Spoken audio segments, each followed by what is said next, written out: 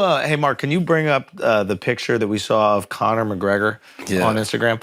Wait, which one? Well, both actually. Lately, actually, the one about the roids one. So there's been all this talk about Conor McGregor being on like steroids, and like I don't even judge the guy if he is. He's coming back from like an insane injury. Like I think if you're coming back from injury and you're a professional athlete, you should be on some form of steroids. Like you want cell regrowth. You want your muscle to build back as soon as possible. Instead of waiting 3 years for your fucking Achilles and the rest of your leg to come back, make it happen in a year, right? I have no criticism whatsoever. That being said, he's got a little of the, like he looks like Buzz Lightyear. Right? Like, doesn't he have a little bit of the roid face? Yes, not a little bit. The Zac Efron thing, like a lot of it. Yeah, he just kind of looks like a cop or something. Yeah. Like he looks like just like a cop in Boston. McNulty. Yeah. Now, right here. Let's go back to that one right there. Kurt Angle, you remember that guy? Yeah. I mean, the no beard will do that though. So that's the other thing. He shaved the beard, which is significantly different. Like if you do go on roids, grow a fucking beard. Yeah. Because that will cover up the lack of like a jawline that you're going to have. Because he looks completely different. He looks like Simon Cowell. Right? Bro, have you seen Simon Cowell post-surgery? Bro, you showed us this and it was unbelievable. Do you remember this? No. This shit is so insane. I couldn't believe it. What surgery?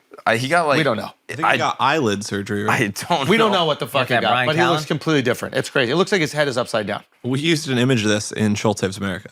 Yes. Oh, that's what it was? Yeah. Yeah, I mean, it's one of the most shocking things I've ever seen in my life. Oh, what the? Come on, bro. He's a Sharpei.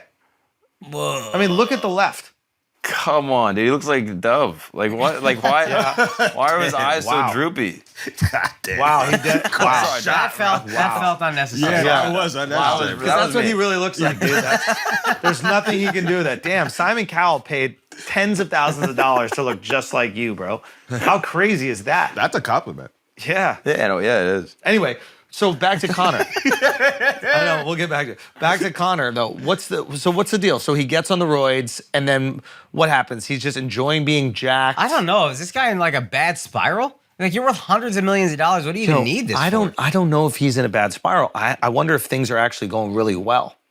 So they just opened a Black Forged, his bar that he has in Ireland. They just franchised it out there in Abu Dhabi as well. I think he's like seeing that happen. I imagine the alcohol is doing well. There's other business. He's in a fucking movie that he's starring in. Like, I wonder if he has to say that he's still fighting because that helps keep the other brands above water. Like once he retires, it's like you're buying alcohol from that ex-fighter guy. Yeah.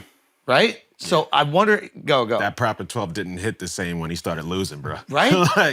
So when he was on top, I was like, yo, let's light shit. it up, etc. And imagine how it's going to hit when he's fully retired. Yeah. Then it's like, wait, I don't even know what's going. I wonder if he realized the influence, and it's better if he is antagonizing the champions and constantly threatening to come back and fight, but never actually fighting. Because he's been outside of like the USADA.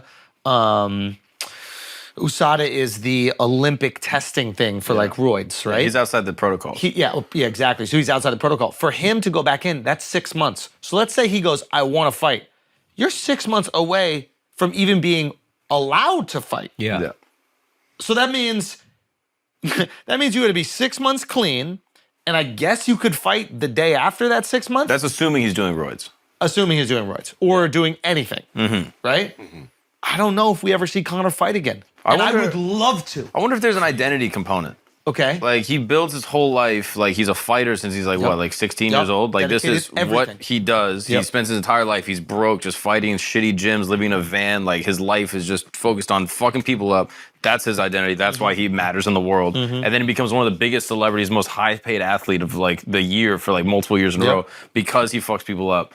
And now he's at a point where he can't fuck people up in the same way. His whole identity's stripped. And he's like, yeah, I'm making all this money. I got my kids. I'm doing all this shit. But like, who am I in the world? That was what I was trying to say, but actual sentences. What are you saying? Yeah, that he's having like, he's Identity spiraling crisis. and that his whole life is built on I can fight. And now he's vulnerable in fighting. He's lost pretty badly, it seems. He got hurt his last fight. So now, like Mark was saying, now there's this like identity crisis that I think could be causing this like, to me it makes sense he would overcompensate with steroids. Is he waiting is he potentially waiting for something else to fill that role? Like, let's say, for example, he becomes an action star. He's going to be in like a kind of action movie, right? Roadhouse, yeah, remake of like a cult. You know, I think he plays a bad guy, actually. Fair enough. But like, let's say he becomes some sort of action star. Does that fulfill the identity void that he'll have from not fighting? Maybe, maybe not. Potentially. Yeah. Eddie Murphy was able to go from being a stand-up as his identity to being an actor as his identity. I don't know that everybody, Arnold Schwarzenegger did that. Yeah. The Rock is doing that. Maybe he can, maybe he can't. Yeah. I mean, he's peculiar looking without that beard, bro. Yeah. But like your point, like you said, he's just like antagonizing and threatening to fight, but never intends to fight. We know who his boy is. Oh, yeah. Dylan Donis. Oh, wow. Same playbook. Wow. Interesting. Yeah. That's interesting. That's a great point. I would, yeah. I mean, I'd just love to see him fight again because he don't even got to fight for the belt. Like, I want him to have a beef with somebody that is a competitive fight, but I just want to see them both jawing back and forth, like the Nate Diaz versus him. Like, Nate wasn't the best fighter ever, right? Yeah. But both could potentially beat one another. Yeah. And it was unbelievable. They were just tapping into what Jake and like Andrew Tate or Jake and literally anyone is tapping into. Yeah. The belt doesn't matter. Let's just have an awesome fight that has great build-up and story leading into it. And it was amazing. They could do it right now and everybody would tune right the fuck in. Yeah. I mean, even the Floyd Conor press conferences were exceptional. I wonder if they did it outside of the UFC. Why do you have a backpack? You can't even read. So good. Hilarious roast. So good. Like, the fuck you pinstripes. I love that. Yeah. now, Conor might not be able to do it outside the UFC. Nate can.